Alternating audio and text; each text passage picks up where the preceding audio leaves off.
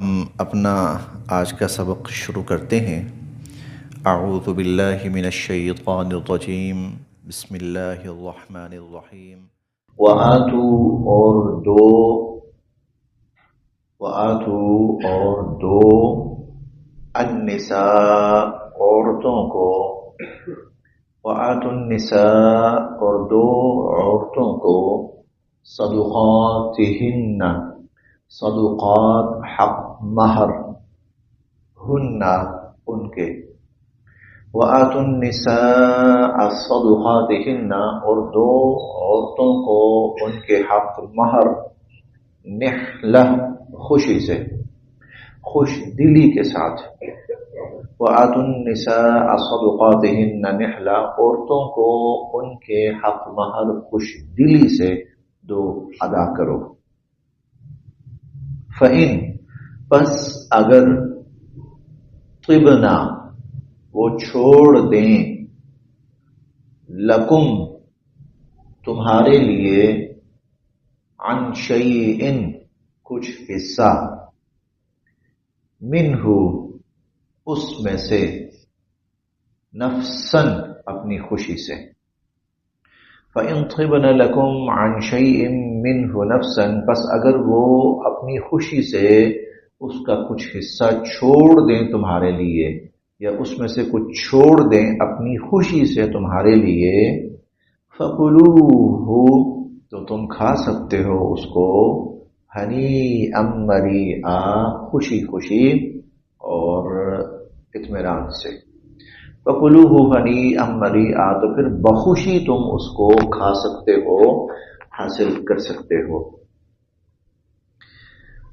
جیسا کہ سورت کے آغاز سے بھی ہم پڑھ چکے ہیں کہ سورۃ النساء میں بڑی حد تک خواتین سے متعلق گفتگو ہوگی، اور خاص طور پر دنیا میں خواتین کے ساتھ جہاں جہاں زیادتی ہوتی تھی اللہ تعالیٰ نے اس کا ازالہ فرمایا ہے، اور ان کا جو حق ان کو نہیں ملتا تھا اللہ تعالیٰ نے قرآن کریم کے ذریعے خواتین کو وہ حق دلوایا ہے۔ ایک زیادتی خواتین کے ساتھ جو دنیا میں ہوتی رہی وہ ہوتی تھی حق مہر کے حوالے سے۔ بنیادی طور پر حق مہر کیا ہے؟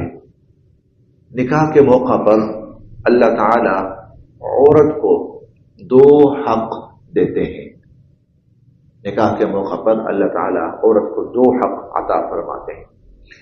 ایک رائے کا حق ہے، رائے کا حق مطلب نکاح ہو رہا ہے تو عورت کی مرضی ہے وہ اس نکاح کو قبول کرے، یا عورت کی مرضی ہے بے شک وہ اس نکاح کو قبول نہ کرے، اس سے انکار کر دے۔ اسلام نے اس کو حق دیا۔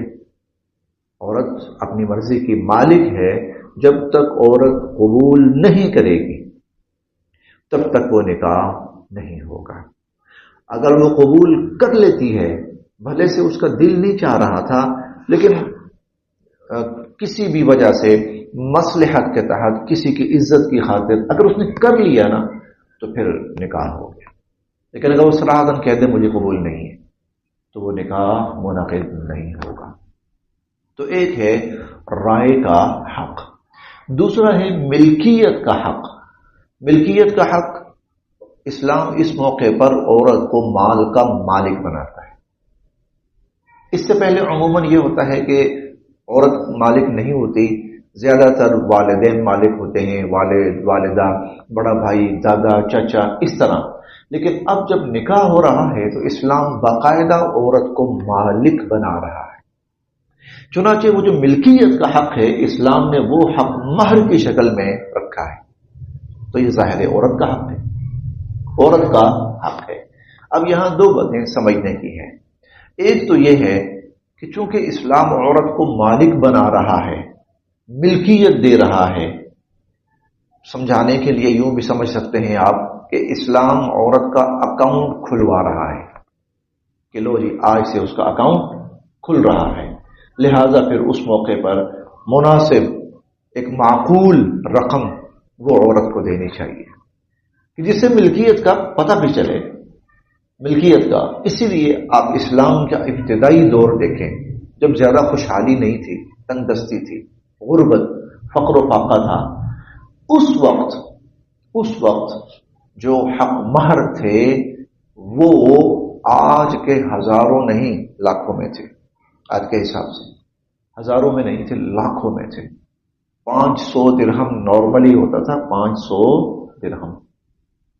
اور یہ 131 تولے چاندی بنتی ہے. 131 تولے یہ لاکھوں والی بات ہے، ہزاروں والی بات نہیں ہے. حالانکہ اس وقت 500 درہم جو ہیں، کسی کے پاس 10 درہم بھی بڑی بات ہوتی تھی اس زمانے میں. 10 درہم کسی کے پاس بڑی بات ہوتی تھی. حضور صلی اللہ علیہ وسلم اس موقع پہ فرمایا کرتے تھے گھر کی چیزیں بیچ کر، جی گھر کی چیزیں بیچ کر حق مہر کا انتظام کرو. گھر کی چیزیں، ہاں حضرت فاطمہ رضی اللہ عنہ کا نکاح ہوا حضرت علی رضی اللہ عنہ کے ساتھ. علی سے پوچھا کیا ہے؟ کہ اللہ کے نبی کو ایک تلوار ہے، بس نہ جاؤ بیچو اس کو، بیچو اس کو. یعنی یوں سمجھ لیں ایک ڈرائیور ہو اور جس کا ٹوٹل ذریعہ آمدن اور جس کا گزر صرف اس کے اوپر گاڑی کے اوپر ہو، اسے کہا جائے گاڑی بیچو. یہ حالت تھی. تو چونکہ عورت کو اسلام ملکیت کا حق دے رہا ہے، اس لیے یہاں خاوند کی ذمہ داری لگا رہا ہے کہ وہ عورت کو ایک معقول رقم دے. اب یہ رقم جو ہے یہ عورت کی ہے، عورت کے علاوہ کسی کی بھی نہیں ہے. مطلب بچی کا، لڑکی کا باپ یہ نہیں کہہ سکتا یہ میرا ہے، یہ میرا مال ہے، یہ میں نے بچی کی شادی کے اوپر ہزاروں لاکھوں خرچ کیا ہے. ماں نہیں کہہ سکتی میں نے آج تک پالا پوسا ہے، یہ میرا حق ہے. نہیں، ماں نہیں کہہ سکتی. بھائی یہ نہیں کہہ سکتے جناب ہم نے اتنی محنت کی، کوشش کی، اس کی شادی کے اوپر اتنا کچھ لگایا، یہ ہمارا حق ہے. یہ صرف عورت کا حق ہے. اسی لیے وآتوا النساء، عورتوں کو دو، صدقاتہن، ان کا حق مہر، اور مجبوراً نہ دو، نحلہ، بخوشی دو. پھر ایک زیادتی اور ہوتی تھی جو آج بھی ہوتی ہے، بڑے دھڑلے سے ہوتی ہے. وہ یہ ہوتا تھا چلو کوئی بات نہیں، ابھی نکاح کا موقع ہے نا، لکھوا دیں، کوئی بات بعد میں معاف کرا لیں گے، معاف کرا لیں گے. پہلے سے یعنی ذہن میں ہوتا تھا.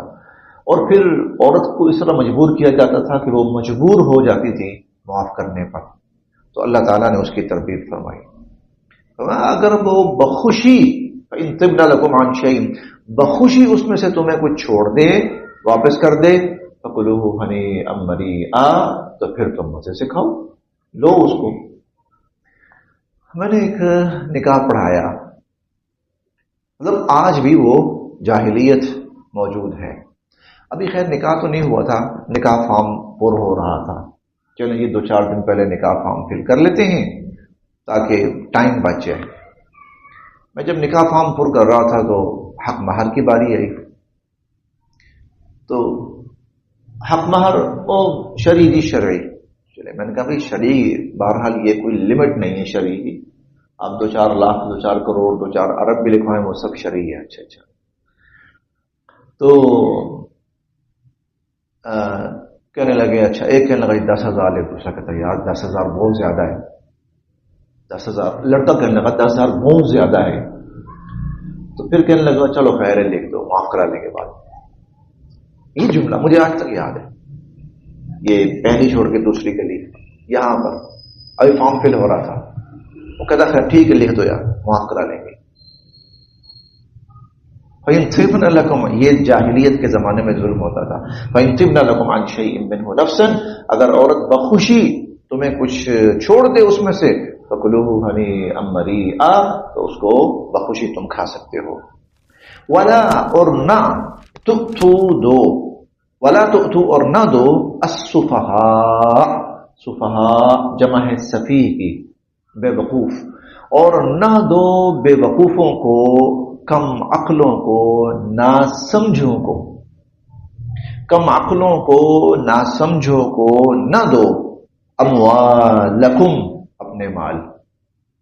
کم عقلوں اور ناسمجھوں کو اپنے مال نہ دو، التی، وہ مال، جعل، بنایا، اللہ، اللہ نے، لکم، تمہارے لیے، قیاما، گزر اوقات کا ذریعہ، گزر اوقات کا ذریعہ.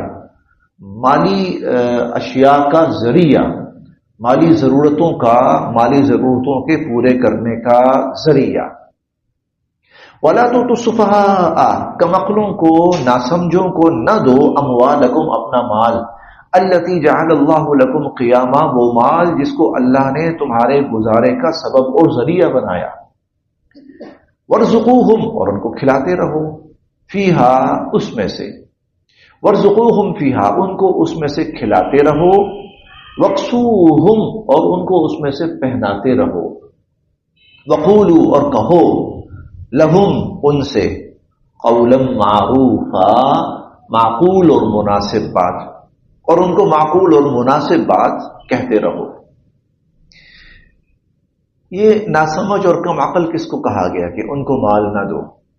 پچھلی آیت میں ہم نے پڑھا تھا وَآتُوا الْيَتَامَى أَمْوَالَهُمْ، یتیموں کو ان کا مال دو۔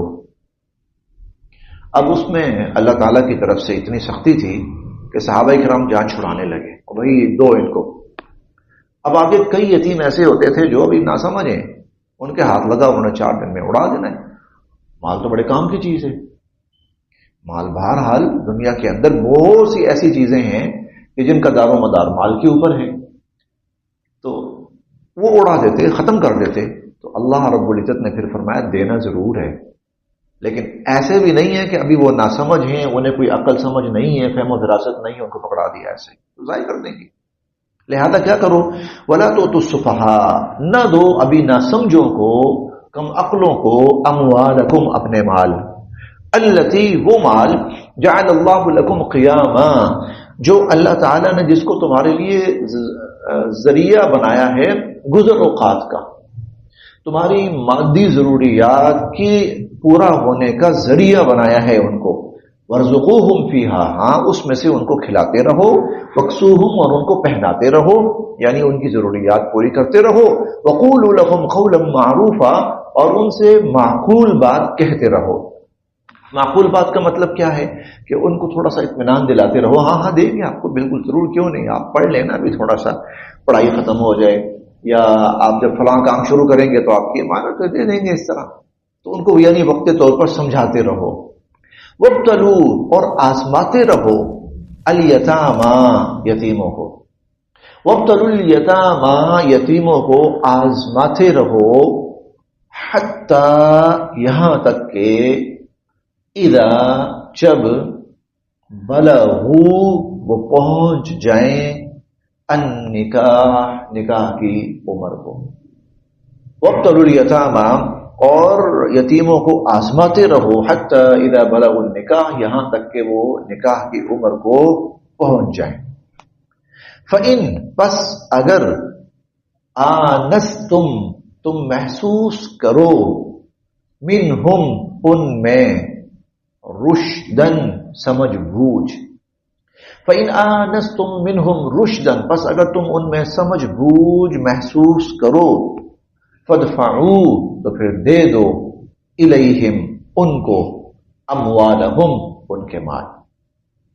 یہ ہے ان کو مال دینے کا، ان کی امانت ان کے سپرد کرنے کا طریقہ۔ دیکھتے رہو بچے میں عقل سمجھ کیسی ہے، کل جب اس کو مال دیا جائے گا تو ایسا تو نہیں ہوگا کہ یہ اڑا دے گا، یا کہیں پھنسا دے گا، یا کہیں نقصان کر بیٹھے گا۔ مثلا کوئی چھوٹا موٹا کام اس کے سپرد کر دیا، لو بیٹا ذرا یہ فلاں کام کر کے آؤ، اس سے اندازہ ہو جائے گا کہ بچے کی عقل سمجھ کتنی ہے، آیا یہ مال سنبھال سکتا ہے یا نہیں سنبھال سکتا۔ جب 2-4 دفعہ 6 دفعہ اس طرح اندازہ ہو گیا کہ بچہ اتنا سمجھدار ہے کہ اپنی امانت کی، اپنی چیز کی حفاظت کر سکتا ہے، ضائع نہیں کرے گا، اندازہ لگائیں، مال اس کا ہے، دینا بھی اس کو ہے، لیکن اللہ تعالیٰ قطعاً پسند نہیں کرتے کہ مال ضائع ہو۔ مال کا ضیاع، وسائل کا ضیاع اللہ کو کسی صورت قبول نہیں۔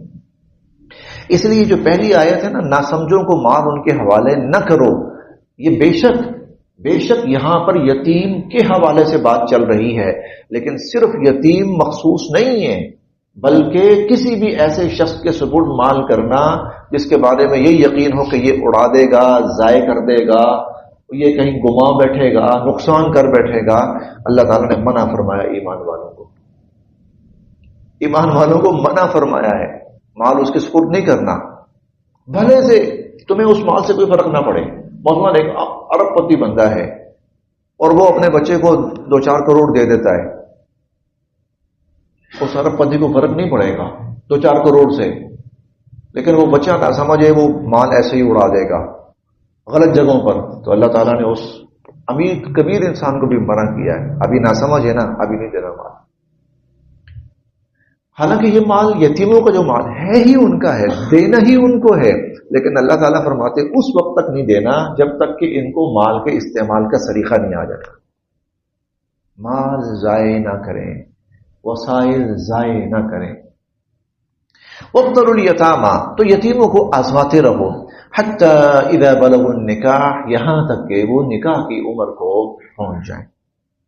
فَإِن، پس اگر آنستم، تم محسوس کرو، منہم، ان میں، رشدن، سمجھ بوجھ محسوس کرو، فادفعوا، تو پھر حوالے کر دو، الیہم، ان کے، اموالہم، ان کے مال، تو ان کے مال پھر ان کے حوالے کر دو۔ ایک چیز ہمیں اور بھی سمجھ آتی ہے، یہ ہمیں بار بار سمجھ آئے گی، اسلام معاملات کے حوالے سے بڑا حساس ہے۔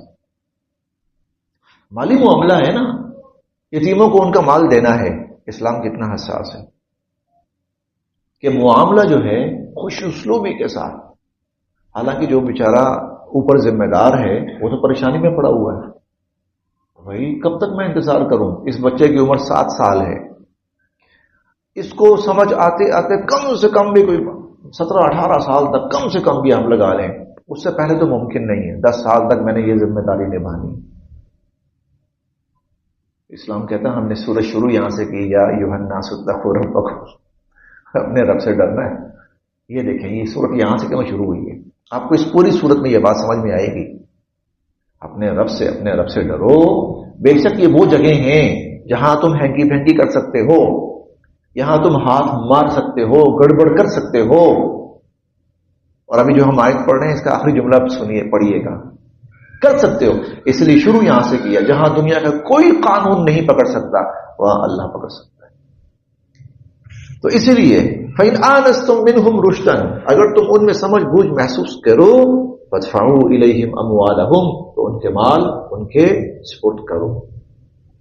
وَلَا تَأْكُلُوهَا، اور نہ کھانا ان کا مال، اسرافاً، فضول خرچی کر کے، وَبِدَارًا، اور جلدی جلدی، ان یکبروا، کہ کہیں وہ بڑے نہ ہو جائیں، اس سے پہلے کہ وہ بڑے ہو جائیں ان کا مال جلدی جلدی میں اور فضول خرچی کر کے نہ کھاؤ۔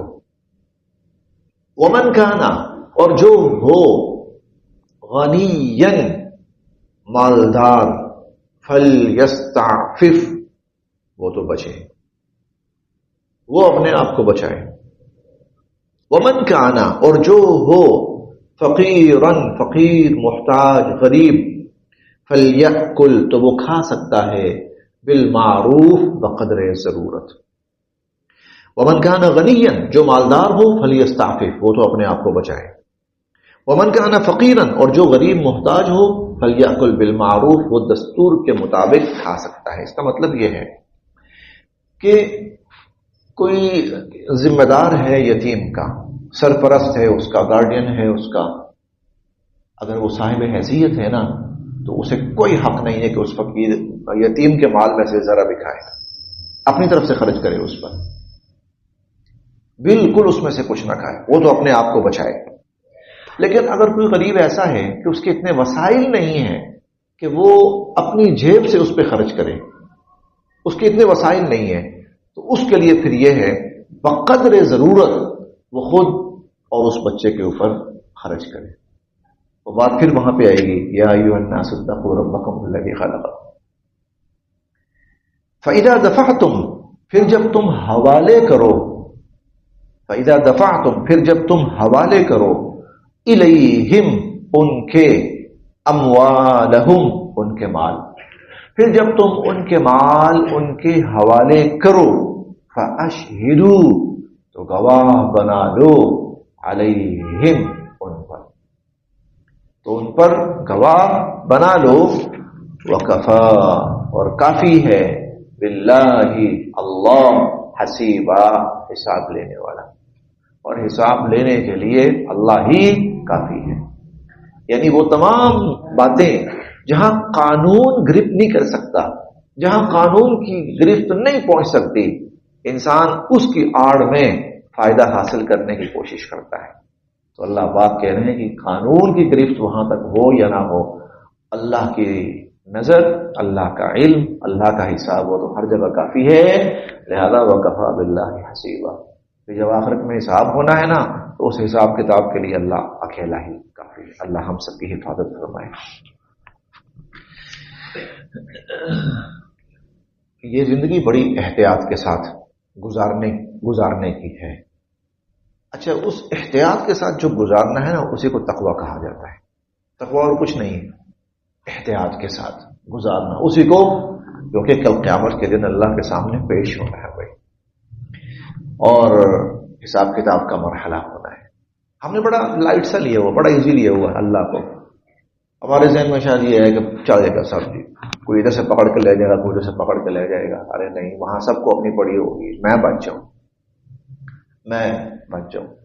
تو قرآن جو ہے وہ ہماری یہی آنکھیں کھولتا ہے، احتیاط سے زندگی بسر کرنی، کسی کے ساتھ حق تلفی نہ کرو، کسی کا حق نہ مارو، کسی کے ساتھ ظلم نہ کرو۔ یہ ہم پڑھیں گے، حدیث مبارکہ میں آتا ہے، حدیث قدسی ہے، اللہ تعالیٰ فرماتے ہیں کہ میں نے ظلم حرام کیا ہے، اپنے درمیان بھی اور تمہارے درمیان بھی۔ اپنے درمیان کا مطلب میں ظلم نہیں کروں گا، تمہارے درمیان کہ خبردار تم بھی لوگوں پہ ظلم نہ کرو۔ لہذا اے لوگوں، پھر فرمایا خبردار ایک دوسرے کے ساتھ زیادتی نہ کرنا۔ الظلم ظلمات یوم القیامہ، دنیا میں کسی کے ساتھ زیادتی کر کے جب آؤ گے نا، تو پھر قیامت والے دن تمہارے لیے اندھیروں کے سوا کچھ نہیں ہوگا۔